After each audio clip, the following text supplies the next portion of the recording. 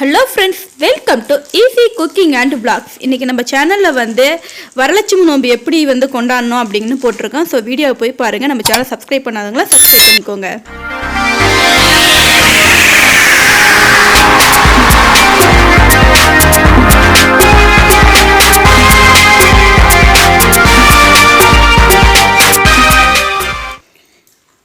So Varalakshmi நோம்பு இன்றைக்கி சாமிக்கு நான் குத்து விளக்கு வச்சு இந்த மாதிரி அலங்காரம் செஞ்சுருக்கோம். ஸோ அந்த சாமியோட உருவம் சிலை தனியாக தலை மட்டும் தனியாக கடைகளில் விற்கும். ஸோ அதை வாங்கி நம்மளுடைய குத்து விளக்கில் இந்த மாதிரி சீலை கட்டி சாமி ரெடி செஞ்சு வீட்டு சாமி ரூமில் இந்த மாதிரி அலங்காரம் செஞ்சு பூசையை ஆரம்பித்தோம். ஸோ சாமிக்கான மந்திரங்களை எல்லாம் ஓதி அதுக்கப்புறமா நான் பூசையை ஆரம்பித்தேன்.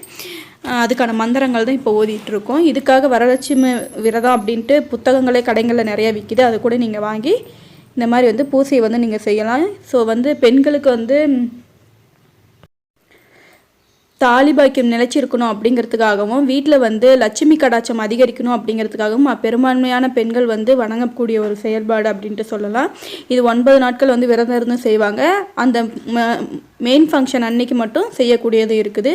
நாங்கள் மெயின் ஃபங்க்ஷன் அன்னைக்கு மட்டும் இந்த பூசையை செஞ்சோம். ஸோ எப்பயும் போல் சாமிக்கு என்ன செய்வோம் அது எல்லாம் செஞ்சிட்ருக்கோம். அதாவது ஊதுபத்தி, தீபாராதனை இதெல்லாம் காட்டி அந்த மந்திரங்களை ஓதி முடித்த வேட்டி தீபாராதனை ஊதுபத்திலாம் காட்டி நம்ம சாமிக்கு உங்களால் என்னென்ன படைக்க முடியுமோ அதையெல்லாம் படைச்சிடுங்க. நான் பழங்கள் அப்புறம் பொங்கல், சுண்டல், பாயாசம் வச்சு சாமிக்கு படைச்சேன் படையல். ஸோ இந்த மாதிரி படையல் படைச்சிட்டு சாமிக்கு மந்திரங்கள் ஓதின பிறகு எப்பயும் போல் தீபாராதனைலாம் காட்டிட்டு சாமிக்கு குங்குமம், மஞ்சள்லாம் போட்ட வேட்டி வீட்டில் இருந்தவங்களுக்கெல்லாம் பிரசாதம் கொடுத்தோம். அதை தான் நீங்கள் பார்த்துட்ருக்கீங்க. ஸோ பார்த்து ஃபுல்லாக என்ஜாய் பண்ணுங்கள்.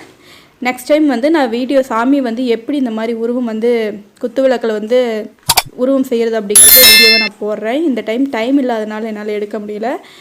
ஸோ அதனால் நான் அந்த நல்ல நேரத்துக்குள்ளார பூசை செய்யணும் அப்படிங்கிறதுக்காக டைம் இல்லாதனால கொஞ்சம் சீக்கிரமாக பண்ண வேண்டியதாக இருந்துச்சு. ஸோ நெக்ஸ்ட் டைம் உருவம் எப்படி செய்கிறது அப்படிங்கிற ஒரு வீடியோ கண்டிப்பாக போடுறேங்க ஃப்ரெண்ட்ஸ். ஸோ நம்ம சேனலை சப்ஸ்கிரைப் பண்ணாதெல்லாம் சப்ஸ்கிரைப் பண்ணிக்கோங்க. மறக்காமல் பெல் ஐக்கானை கிளிக் பண்ணிக்கோங்க. அப்போ தான் நான் போடக்கூடிய வீடியோஸில் உங்களுடைய நோட்டிஃபிகேஷனுக்கு வரும். நிறைய பேர் சப்ஸ்கிரைப் பண்ணாமல் பார்க்குறீங்க. ஸோ சப்ஸ்கிரைப் பண்ணிக்கோங்க. உங்களால் சாமிக்கு பழங்கள் இதுதான் வைக்கணும் அதுதான் வைக்கணும்னு இல்லை. உங்களால் என்ன பழங்கள் முடியுமோ வைக்கலாம். இல்லைன்னா நீங்கள் வெறும் பொங்கல் கூட வச்சு சாமிக்கு படையல் போட்டு பூசை செய்யலாம். எப்பயுமே தேங்காய், வாழைப்பழம் வச்சு செஞ்சிங்கன்னா கூட அதுவே போதும். அவ்வளோதான். இப்போ பாருங்கள், பூசைக்கு நான் என்னென்ன வச்சுருக்கேன்ட்டு பார்த்துருங்க. இப்போ சாமி அலங்காரத்தையும் உங்களுக்கு நான் காட்டியிருக்கேன். நான் வீட்டில் இருக்கிற பூவை வச்சியே இந்த மாதிரி சாமி அலங்காரம் செஞ்சுருக்கேன். ஸோ நீங்கள் தனியாக ஸ்பெசிஃபிக்காக சாமிக்குன்னே மாலை வாங்கி செய்கிறதா இருந்தால் கூட செய்யலாம். பூசை முடிஞ்சு சாமிக்கு படித்த பிரசாதங்களை வீட்டுக்கு எல்லாத்துக்கும் கொடுத்தோம். ஸோ தேங்க்யூ ஃபார் வாட்சிங். நெக்ஸ்ட் வீடியோவில் பார்க்கலாம் ஃப்ரெண்ட்ஸ். நம்ம சேனலை சப்ஸ்கிரைப் பண்ணாதெல்லாம் மறக்காமல் சப்ஸ்கிரைப் பண்ணிக்கோங்க.